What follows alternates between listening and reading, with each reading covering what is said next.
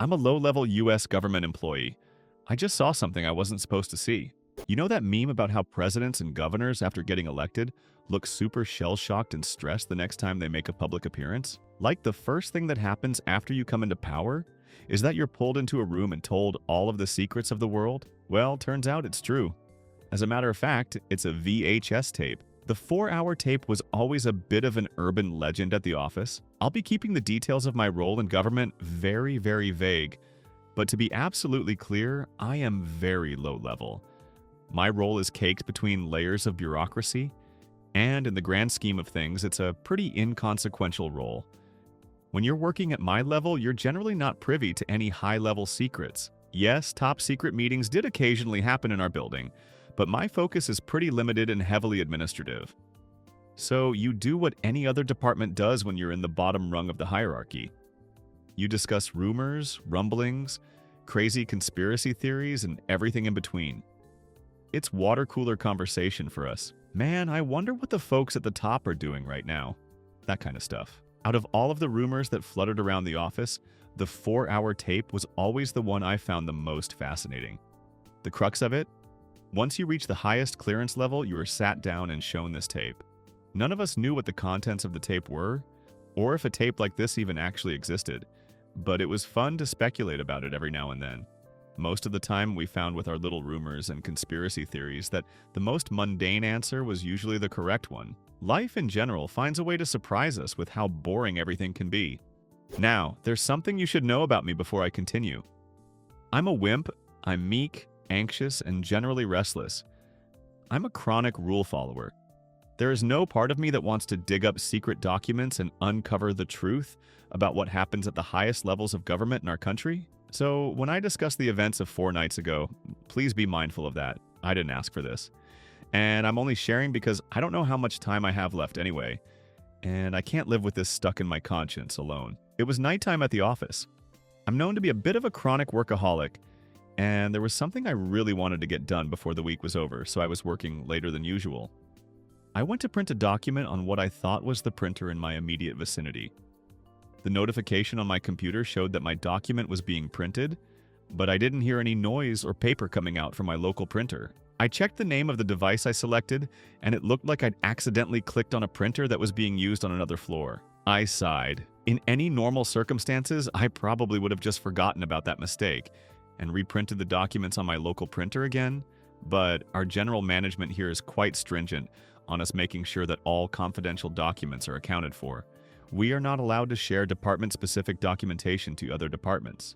Fuck it, I thought. I looked up a map in my inbox showing the locations of all of the company printers. Turns out I'd accidentally clicked on the printer named Prince Charming on the 7th floor. Funny name. Off I went. I really should have just let it be. I got to the elevator and rode it up to the 7th floor. I emerged onto the mostly empty office area. In case you were wondering, the building I work in is huge. But I'd worked there long enough to know my way around it, so I knew the area surrounding the printer relatively well. I made my way through the hallways and eventually spotted the printer with my freshly printed papers minting it. I gave myself a mental pat on the back for continuing my lifelong streak of following the rules. As I went to grab the papers, I noticed some light buzz in a meeting room nearby. I looked through the window to see roughly 10 people hanging out around a snack table. In the room was a large, old-looking TV on a cart and rows of some of the fanciest folding chairs I'd ever seen, organized in a neat fashion. I didn't think much of it and started walking off until I heard the door open. Hey, Mr. Boskowitz, right? Jesus, man, we were supposed to start 15 minutes ago. Get in here. What? No, sorry, I think you have the wrong... I don't care why you're late. Just get in here. Grab a plate of snacks and sit down. We're starting soon. Put your phone in the bag, electronic watch in the bag, and anything else on your person that can be used to record audio or video. He responded hastily. Something about his sternness and tone short-circuited my brain. For guys like me, there's a third option beyond fight or flight. It's called the just go with it until it's over, also known as the captured rabbit strategy. I put my phone and my watch in the bag. I meekly tried to butt in with another, "Sir, I'm not Mr. Boskowitz," but he had already pulled me into the room at this point. He closed the door and walked to the front by the TV. I thought about making a break for it, but I decided to just see it through at this point. hoping deep down that whatever was happening was as inconsequential as my job was. Everyone had their snack plates and were heading to their seats. I awkwardly grabbed a muffin from the snack table, put it on a napkin, and took a seat in the very back row. Everyone was spaced out from each other. It didn't seem like any of these folks knew one another. I quietly sighed at the thought of having to sit through some sort of boring informational seminar or irrelevant training session. After a few minutes of everyone settling in, the man who originally brought me into the room started talking. There was an equally serious guy standing next to him, and a Secret Service-looking fella standing in the corner. I started wondering to myself why we were going to watch a video off of a very old-school-looking TV. Felt like we were all back in elementary school or something. "Alright, I just need to do a final run-through before we get started," the man at the front said. "I know you all read through the emails and signed your releases. I just wanted to recap some ground rules. You're allowed to get up and grab another snack, but beyond that, we want you to pay full attention to the tape once it starts playing. If any of you need to go to the bathroom, we strongly urge you to wait until the presentation is over. If you absolutely have to go, we will pause the tape, and one of us will escort you. There is water in the corner by the snacks. Cups are right there as well, and goes without saying. But any discussion of this presentation to folks who do not have top compartmented clearance is a breach of your terms of employment, a breach of your non-disclosure agreement, a breach of your multiple signed releases, a breach of the U.S. Criminal Code in the state of redacted, and a breach of the conditions laid out by the Committee for the Protection and Preservation of Human Consciousness." They started dimming the lights. Fuck. It felt like I had missed any window of opportunity I had to leave. Too late. That committee name he highlighted sounded way above my clearance level. One of the men at the front of the room pulled out a VHS tape from a bag and very slowly and securely put it into a VHS player. He pressed play. I took a deep breath. Those water cooler conversations I'd had with my coworkers were starting to float to the top of my mind, but I quelled them. There was probably no need for panic. It was just a stupid government meeting, right? The tape started. The beginning was familiar enough. Various disclaimers about this being incredibly confidential material, yada yada yada. Insignias of relevant organizations, presidential libraries, etc.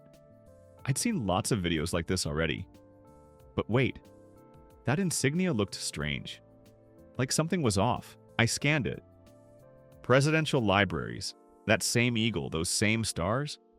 Weird. This time, there was a navy blue hand on the left shoulder of the eagle. Did they update the logo? Before I had time to ruminate on it too much, the tape cut to a logo I had actually never seen before. Committee for the Protection and Preservation of Human Consciousness. The logo was just an image of planet Earth. Fair enough. The video cut to a room that looked similar to the Congress floor, but with some strange differences. Seats were much more spaced out, the podium looked like it had seen better days, and the whole room looked to be on a pretty steep incline. Everything was in black and white. It looked like there were about 50 people in attendance. It was hard to make out the faces. Everything looked very dated, like the video was from the 40s or the 50s. The tape lingered on this one shot for quite a while. Minutes passed. I noticed what looked to be a choir, all in outfit and perfectly huddled next to each other, standing in one of the corners of the room. It really felt like I shouldn't have been seeing this. None of this was meant for my eyes. After a few more minutes, the tape abruptly cut to an awkward angle video of a man speaking at the podium in the room. It was too zoomed in, enough that you couldn't see his eyes or his hair. It didn't look all that professional. I couldn't tell who he was. He spoke. "Members of the Committee for the Protection and Preservation of Human Consciousness, I thank you all for coming tonight. We are lucky to be in the good graces of our visitors today." Without rehashing our painful history, the tape cut to a camera slowly panning over all of the faces of the folks seated in the room. The attendees looked pained, somber. The man continued his speech as the camera continued panning over the committee. "We can acknowledge that the journey to this moment has been an arduous one. I am pleased to say that humanity, faced with a dire ultimatum, has come to a majority decision. To our esteemed guests from across the solar system, we are thankful for the opportunity you have given us to negotiate with you." I felt adrenaline. Fuck, we had made contact with extraterrestrial life. This was the truth. Maybe, like the saying went, the truth would set me free. Before I outline the decision taken by humanity, I want to, from the bottom of my heart, thank the brilliant representatives from all of the nations of the world who came together to ensure that this decision was taken with utmost responsibility, care, and appreciation for our human species. I am aware that this was not a unanimous decision. Shit, what did that mean? I felt the sweat on my brow. I felt nausea coming in. I awkwardly and slowly took a bite of the muffin. The tape returned to a now corrected angle of the speaker at the podium. His eyes were visible. They looked strained, like they'd seen multiple versions of hell. To the nations who still disagree, he continued, I thank you nonetheless for accepting the majority decision. May this moment, which will be held in secrecy throughout the rest of time, be appreciated as a critical milestone for human civilization. Tonight is not a victory. It is a somber moment. However, we were faced with two options: extinction or accepting the agreement. We made our choice, and I believe time will show that this was the right decision. What was this? I hereby announce that we accept the agreement provided by our special guests who have chosen to go by the name Redacted. The intergalactic species known as Redacted will allow humanity on planet Earth to continue to populate, grow, and innovate. In return, all governments of the world will honor the promise. He needed to spit it out. What the fuck was this agreement? We will not be covering every element of the agreement in this session. I will, however, highlight the main points. At this point, the video showed the man at the podium looking down. He was reading off of something. For the first time, he looked nervous, scared. I saw some humanity in him. We honor the agreement that Redacted hold the right to visit planet Earth on a recurring basis. They will be allowed to consume, for the basis of nourishment, a majority of the human population on planet Earth. After every visit, the remaining humans on Earth will be expected to breed and grow to capacity in time for the next visit. We acknowledge that we will maintain a parallel history which will be shared with our world's population to ensure that humanity stays motivated to continue existing as a species. This parallel history may suggest that mass extinction events are the results of man-made folly, as opposed to the work of external forces. For the first time, my fight-or-flight response was actually flight. I wanted to escape, but I didn't know what I'd even be running from. The last visit by Redacted was approximately in the year 1346, and it lasted 7 years. We will continue to honor our parallel history about this event. I just wanted it to end.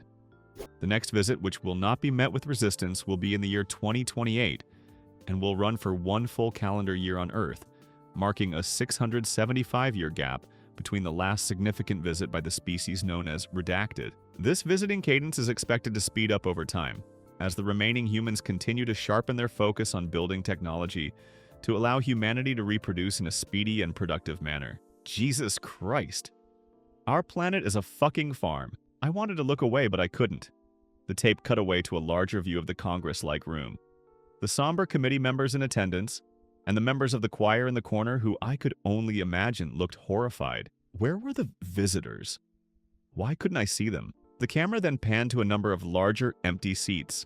The same slow style of video panning as the one that happened earlier with the committee members. No visible entities in the seats, but the seats themselves looked blurry. The man at the podium carried on with his speech, as the camera pan on those blurry seats continued. We should acknowledge the privilege of knowing that there is indeed life in the cosmos. That extraterrestrial life has chosen to visit our planet, and that the cycle and balance provided by nature extends beyond the confines of planet Earth. Much like humanity has found its place on Earth in the food chain, we acknowledge our place in the divine order of things when encountered with beings of greater power, understanding, cognitive function, and evolutionary progression. Fucking hell, I shouldn't have stayed late at work. I should have made my identity clear from the very beginning. I knew that I wasn't supposed to see this. And while, it really looked like the speaker was about to cry. While the process of consumption is a painful and lengthy one, we respect the trade-off that comes with the preservation of our species. We also acknowledge, as part of the promise, that substitutes for human life in the form of clones, should we discover that technology in the future or other living species, will never function as viable alternatives for nourishment. The speaker continued, I didn't need to know this. This whole thing was way too specific for me. Our final major acknowledgement as part of this agreement is that we accept Redacted as the Great Almighty, as the entities we will now refer to as God. God as an interstellar species has revealed itself to us, and thus the continued existence of Redacted is now the true priority of the people of our planet. We are blessed to play a part in the continuation of God. In God we trust. Amen. The tape then cut to footage of the choir as the speaker continued. We bless our visitors with this gift. A performance of the national anthems of all major nations of the world will now commence. Audio of a very loud backing track of the Star-Spangled Banner started playing from the video as my stomach sank. The tape showed footage of the choir singing on top of the track. Not sure if it was because they were scared for their lives, but I could really tell they were singing their hearts out. As they sang, the camera continued to pan over the blurry seats. They finished singing the anthem and suddenly, fast-forwarding. Fucking hell. I had forgotten I was sitting in a room. I had disengaged from the video for a brief moment. I had mentally returned to the present day. This was our world. This was our fucking lives. The men at the front continued fast-forwarding through the tape. It looked like they were skipping through performances of the other national anthems. The fast-forwarding went on for a while. Every small while, it looked like a new choir group was entering the Congress-like room to sing a different national anthem. On and on the tape went. I had to fight the urge to pass out. One of the men at the front of our room, standing next to the TV, started speaking up. We are legally obligated to get to the end of this tape, but you don't need to look at the rest of it. Please feel free to look down, or close your eyes, or grab a snack, he said. I noticed the others seated in the room were taking that advice. Most of them decided to look straight down. For some weird reason, I couldn't look away. The fast-forwarding progressed. On the tape, it was yet another choir group joining to perform an anthem. And then another. And then another. It looked like we were near the end. The fast-forwarding now showed a conversation between the man at the podium and another man who was whispering in his ear. The man at the podium was vehemently shaking his head. The other man continued whispering. This continued on. Eventually, there was a quick moment of the man at the podium, begrudgingly nodding. The last few fast-forwarded moments of the tape remain burned in my memory to this very moment. They were pandemonium. The attendees were sitting in their chairs, frozen, shivering, crying. The people in the various choirs were running around the rooms in fast motion as blurry spots started covering them and ungodly things started happening to them. Fuck. Why didn't I look away? If ever there was a fucking time to follow orders, it felt like the whole thing went on for longer than it should have. Finally, the men at the front of our room stopped the fast-forwarding. They pressed play on the tape to cover the very final moment. In the tape, the man at the podium, clearly emotional, spoke his final line. The agreement has been ratified by redacted. Thank you all for attending. The final shot of the video is the full room. The committee members in their seats, shivering and crying. The dismantled and bloodied choir members strewn about the room. The blurry seats with blood smeared on them. The video then cut away back to that same insignia on a black backdrop. The presidential libraries. That eagle, those stars. The navy blue hand on the wing of the eagle. The lights in our room turned on. The rest of the night was a blur. The men at the front of the room told us it was best for us to sit for an hour to digest the information. No discussion about the video was allowed to take place. When we were ready to stand, we were allowed to leave and go home. They gave us some pointers on how to accept the information over the coming weeks. Things like taking long walks, exercising, watching a sitcom, etc. I wasn't worried about them realizing that I wasn't supposed to be there. If anything, I felt a strange camaraderie with everyone in the room. We were all truly in the same boat. As soon as I left the building and got in my car, I just drove. For as long as I could. I would stop for gas, then I'd keep driving. I'd stop again. Then I'd keep driving. Again. And again. I'm holed up in a hotel now. I'm just glad I could get this off my chest. The funny thing is, all I can think about is the length of that stupid tape. While I can't confirm, I feel like if it were played straight through without fast-forwarding, it would have only been 3 hours. I wonder if the 4-hour tape rumor came from the fact that we all needed that extra hour to digest the information. And now, you're probably wondering, why don't I name the species that is going to spell humanity's doom throughout the rest of time? Why am I calling them redacted? Well, as the self-appointed leader of the Committee for the Acknowledgement that we should have just chosen extinction, I don't feel the need to honor our captors by calling them by their name. If I don't see you again, Reddit, I appreciate the water cooler conversation. Share your opinion in the comments and subscribe to the channel so you don't miss more stories.